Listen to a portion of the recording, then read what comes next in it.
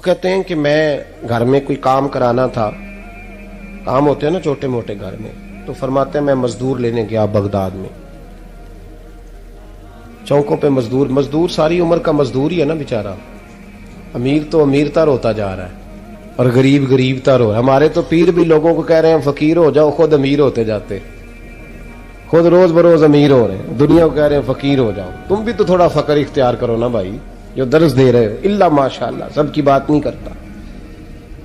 فرماتے ہیں کہ میں نا مزدور لینے گیا، بغداد کے چوک میں مزدور بیٹھے ہوتے تھے، تو میری ان مزدوروں میں سے نا ایک نوجوان بچے پہ نظر پڑی،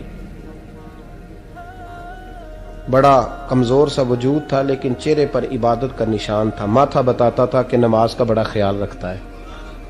میں اس کے قریب گیا، چہرے بھی بڑا کچھ بتاتے ہیں نا، چہروں میں بھی بڑی رانائی ہوتی ہے۔ فرماتے ہیں میں قریب گیا، میں نے اس کو کہا بیٹے مزدوری کرو گے؟ تو کہنے لگا مزدوروں میں بیٹھا ہوں تو حضور مزدوری کے لیے ہی تو بیٹھا ہوں۔ تو میں نے کہا کہ چلو پھر، کہنے لگا نہیں میری کچھ شرطیں۔ میں نے کہا بتاؤ؟ کہنے لگا پہلی شرط یہ ہے کہ لوگ 4 دینار دیہاڑی لیتے ہیں، میں 3 دینار لوں گا۔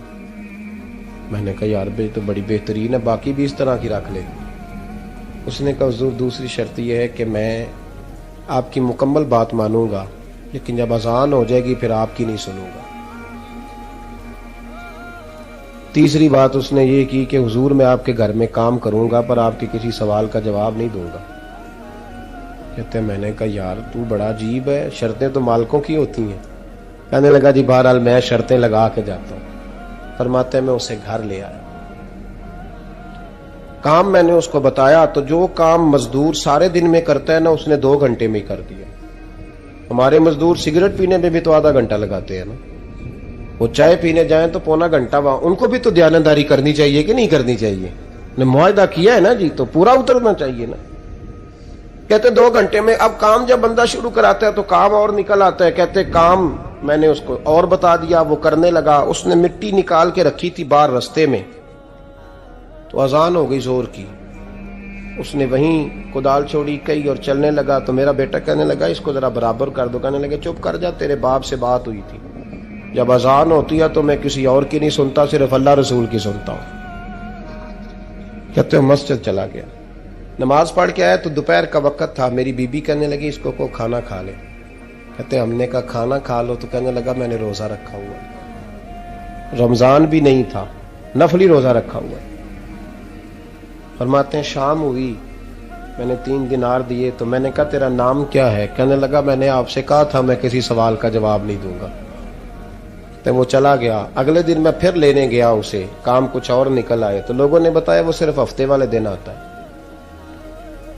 میں نے کہا کیوں؟ کہنے لگے جی وہ کہتا ہے میرا ہفتے کا خرچہ 3 دینار ہے، جب 3 دینار کما لیتا ہوں تو باقی سارا ٹائم اللہ رسول کی ذکر میں گزار دیا کرتا ہوں۔ فرماتے ہیں عجیب۔ اگلے ہفتے میں پھر لینے گیا، میں نے پورا ہفتہ انتظار کیا کہ کام اسی سے کرانا ہے۔ میں جب گیا تو میں نے کہا چلو، کہنے لگا میری شرطیں یاد ہے نا؟ اور میں نے کہا یاد ہے بھائی ساتھ چل۔ فرماتے ہیں کام کرایا، 2-3 ہفتے وہ آتا رہا۔ ایک ہفتے میں گیا تو لوگوں نے کہا حضور آج نہیں آیا، کیوں؟ کہنے لگے بیمار ہو گئے۔ کہاں گھر ہے؟ کہنے لگے بغداد کے قبرستان کے پیچھے جو کچی آبادی ہے اس میں رہتا ہے۔ فرماتے میں گیا، دروازے پہ دستک دی تو کہنے لگا حضور آپ ہیں؟ دروازہ کھلا ہے، آ جائیے۔ فرماتے ہیں میں اندر گیا تو میں نے کہا تمہیں کیسے پتا چلا میں آیا ہوں؟ کہنے لگا حضور اللہ والے ہو، آپ نہیں آنا تھا، ورنہ امیر تو غریبوں کا پتہ لینے کوئی نہیں آتے۔ کہتے میں قریب گیا تو کہنے لگا میں آپ کا انتظار کر رہا تھا، تیز بخار ہے، تپ رہا۔ جیب سے کچھ پیسے نکالے، کہنے لگا یہ پیسے رکھ لیں۔ ایک انگوٹھی نکالی، کہنے لگا حضور آج رات کو میرا انتقال ہو جائے گا، ان پیسوں کا کفن خرید کے صبح جنازہ پڑھ کے مجھے دفن کر دینا، اور جب دفن کرو تو یہ انگوٹھی لے کے عصر کے بعد ہارون رشید کے پاس جانا، آپ اسے کہنا میں نے ملنا ہے پر وہ آپ کو ٹائم نہیں دے گا، آپ اس کو آواز دیجئے گا کہ تیری ایک امانت ہے میرے پاس، پھر وہ آپ سے ملے گا تو انگوٹھی دے دیں، پھر آپ میری طرف سے فارغ ہیں۔ حضرت فرمانے لگے تیرا نام؟ اور کہنے لگا حضور وقت تھوڑا ہے، آج رات میں نے جانا ہے, بڑی لمبی معافی مانگنی ہے رب کریم سے, اگر مناسب سمجھے تو مجھے اپنے رب سے تنہائی کرنے دیں. فرماتے ہیں میں آ گیا اور اس کی باتوں نے مجھے ساری رات سونے نہیں دیا. فرماتے ہیں صبح بڑی مشکل سے سورج نکلا, میں گیا دروازے پہ ہاتھ رکھا تو دروازہ کھلا ہوا تھا. اندر داخل ہوا تو خوشبوئیں میرا استقبال کر رہی تھی. جب چہرے سے کپڑا ہٹایا تو اس کا تو انتقال ہو چکا ہے, انتقال ہو چکا ہے, ایسے جیسے کسی کا دیدار کر کے سویا ہے. کہتے میں تو 2 آدمی لے گیا تھا جنازے پہ, پر پتہ نہیں دنیا کدھر کدھر سے آئی, کہاں کہاں سے. اکھاں جدو میٹیاں زمانہ مینو روے گا, اپنا تے اپنا بیگانہ مینو روے گا, اپنا تے اپنا. اور میاں صاحب نے کہا تھا بعد مرن دے مکھڑا میرا ہو جاوے جے تازہ, پھر سمجھ لینا محبوب میرے نے آن پڑیا جنازہ. اور کسی اردو کے شاعر نے کہا تھا میرے مرنے پہ ہر سو شور مچ جائے گا دیکھو گے. اللہ میرے مرنے پہ ہر سو شور مچ جائے گا دیکھو گے, کہنے الوداع سرکار خود تشریف لائیں گے. فرماتے ہیں میں تو 2 بندے لے گیا تھا پر پتہ نہیں مخلوق کہاں کہاں سے آئی. جنازہ پڑا, دفن کیا. ہارون رشید کے پاس میں عصر کے بعد گیا, میں نے بلانا چاہا پر بادشاہ تھا, میری طرف دیکھا ہی نہیں. میں نے اس کو کہا تیری ایک امانت میرے پاس ہے. فرماتے ہیں وہ مجھے کونے پہ لے گیا. کیا بات ہے؟ کمرے میں بلایا, میں نے انگوٹھی دی. ہارون رشید تو چیخے مارنے لگا, کہنے لگا انگوٹھی والا کہاں ہے؟ میں نے کہا وہ تو انتقال کر گیا. کہنے لگا مجھے قبر پہ لے چل. کہتے میں قبر پہ لایا تو وہ لیٹ گیا, تڑپ کے رونے لگا. میں نے کہا میرا کلیجہ پھٹ جائے گا, نہ اس نے کچھ بتایا نہ تو نے بتایا, یہ کون تھا؟ تو ہارون رشید کہنے لگا یہ میرا بیٹا تھا. میں نے کہا تیرا بیٹا اور مزدور؟ کہنے لگا حضور یہ حضرت داؤد تائی کے پاس بیٹھا کرتا تھا, ان کا مرید تھا. مجھے روز کہتا تھا ابا تو نے بڑی دنیا کٹھی کر لی ہے, مرتے وقت تجھ سے ٹانگیں سمیٹی نہیں جائیں گی, اتنا حساب نہیں تو دے سکے گا. میں اس کو سمجھا دیتا, اس کی اماں سمجھا دیتی. یہ روز ہمیں کہتا چھوڑ دو آ جاؤ اللہ رسول کی بارگاہ میں جھک جائیں. ہم سمجھ. ایک دن یہ چلا گیا, کہنے لگا پھر تمہارا راستہ اور ہے اور میرا راستہ اور ہے. یہ سونے کی انگوٹھی غلطی سے اس کے پاس رہ گئی, غلطی سے ہیرے کی انگوٹھی چلی گئی. کہنے لگا دیکھو میرے بیٹے نے آج وہ بھی واپس کر دی ہے. پھر تڑپ کے کہنے لگا ہارون رشید تھا تو یہ میرا بیٹا, پر میرا مرشد نکلا, میرا پیر نکلا. بھائی زندگی تو بڑی تھوڑی ہے نا. باوا صاحب نے کہا تھا اٹھ فریدہ ستیا, اور داڑھی آ گیا پور, اگا نیڑے آ گیا, پچھا رہ گیا دور. اٹھ فریدہ ستیا خلقت ویکھن جا, متے کوئی مل جائی بخشیا تے تم ہی بخشیا جا. اٹھ فریدہ ستیا چاڑو دے مسیت, تو ستے رب جاگدا تیری ڈاڈے نال پریت. میرا رب ہمیں بھی اپنی بارگاہ میں قبول فرمائے. کہ حضرت حبیب اجمی ایک بزرگ تھے, ان کے پاس ایک شخص اکثر آتا تھا, بڑا مالدار تھا, ایک ہی بیٹی تھی, وہ بھی ٹانگوں سے معذور تھی. تو آپ اکثر اس کو کہتے ہیں کہ تو توبہ کر, اللہ کی بارگاہ میں رجوع کر. ایک وقت ایسا آتا ہے کہ پھر انسان کا جب کوئی اپنا نہیں رہتا پھر اسے مصلی یاد آتا ہے, لیکن اگر مصلی کی عادت بچپن سے پڑ جائے نا تو پھر ذرا آسان ہوتا ہے اللہ سے دل لگانا. وہ اکثر آپ اس کو کہتے ہیں کہ ٹھیک ہو جائے, کہ تو بیٹی ہے وہ بھی بیچاری معذور ہے تو کہاں دولت لے جائے گی.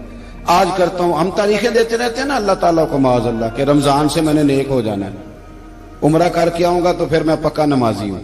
خدا کے بندو, کس نے تجھے بتایا کہ رمضان تک تو زندہ رہے گا؟ کس نے خبر کی کہ عمرہ کرنے تک تو بچے گا؟ حضرت حبیب اجمی اس کو کہتے تو کہتا بڑی جلدی ٹھیک ہو جاؤں گا. ایک دن سویرے سویرے توبہ کرنے آ گیا. آپ نے فرمایا کیا ہوا؟ تو کہنے لگا حضرت جی کل ایک 15 سال کا نوجوان ملا ہے اور مجھے توبہ کرا گیا. مزہ ہی اس عمر میں اللہ اللہ کرنے کا. نبی کریم سے محبت بھی کرنی ہو تو یہی عمر ہے. عشق لگا سی کھیڈاں کھیڈ دی نو, تے پھر مینوں کھیڈاں بھول بھول گئیاں. کجل پایا سی میں یار دے ویکھنے نو, پھر او دی یاد وچ روندیاں ہی ڈل گئیاں. حیدر شاہ اس گلی کدے نہ رولدی, پر ہن تے رول گئیاں. جن لوگوں نے ابو جال کو قتل کیا تھا ان کی عمر بھی 15 سال تھی. हम तो बड़े नहीं ना होते सारी जिंदगी, ना हमें को बड़ा होने देता है, हम बड़े ही नहीं होते, ये तो उम्र है कुछ कर गुजरने।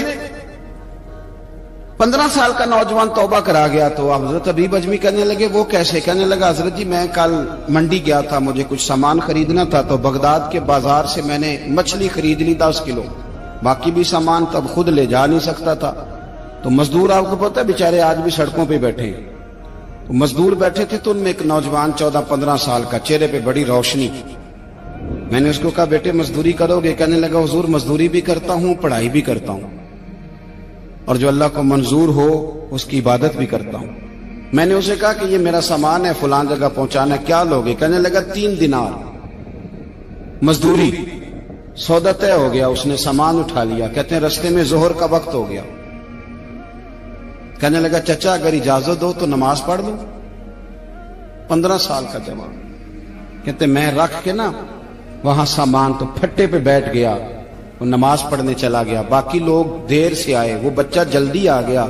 मैंने कहा बेटे आप जल्दी आ गए? कहने लगे नफल छोड़ दिए, अब यही ना समझ लें कि काम चोर है, मैं बाद में पढ़ लूंगा। कहते हैं वो दोपहर का वक्त, रमजान भी नहीं था, मैं उस बच्चे को नौजवान घर ले गया और मैंने अपनी बीवी से कहा कि बड़ा नेक है, नमाजी है, और रास्ते में ये भी हुआ है कि मैंने उसे एक दफा कहा है कि ये मुझे थोड़ी देर के लिए दे दो, गर्मी बड़ी है, तुम्हें पसीना आ रहा है, मैं उठा लेता हूं।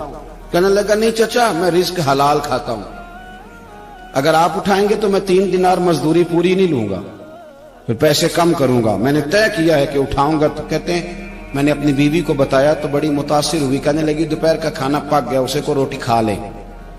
रमजान भी नहीं था। कहते मैं बाहर निकला, उसको 3 दिनार थमाए, तो मैंने कहा बेटे एक बात मेरी मानोगे? कहने लगा बताइए। मैंने कहा खाना पकाए खा लो। कहने लगा मैं माफी चाहता हूं, मैंने रोजा रखा हुआ है। हुजूर ने हुक्म दिया, हुक्म नबी करीम ने हुक्म दिया, बुखारी मुस्लिम की हदीस है। फरमाया नौजवानों अगर तुम्हारे पास ताकत है तो निकाह कर लो वरना रोजे रखो। हुक्म दिया, या निकाह और या रोजे, ये सरकार का हुक्म है। भाई नफली रोजा नफ्स की